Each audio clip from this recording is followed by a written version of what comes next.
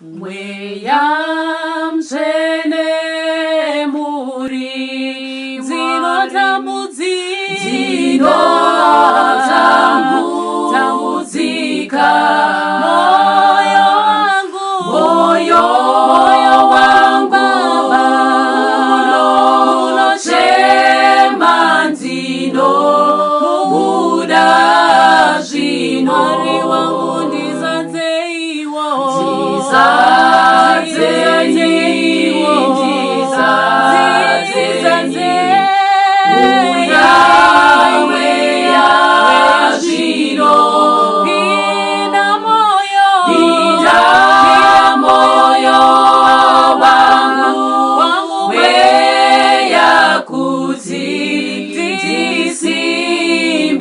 Mwari wangu ndine ndungo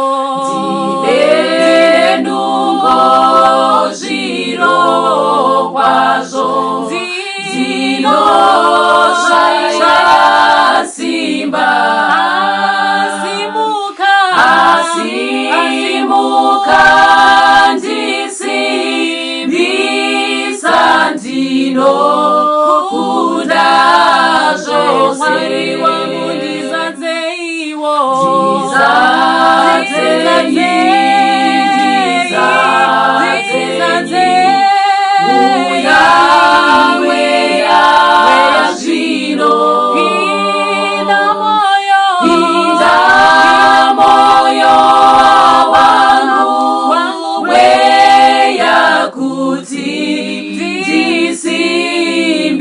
Baba vangu nzira dzenyu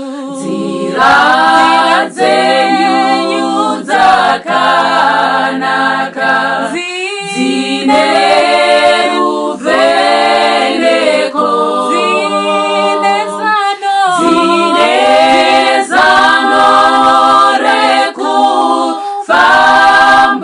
zvakanaka kwazvo Mwari wangu ndizadzei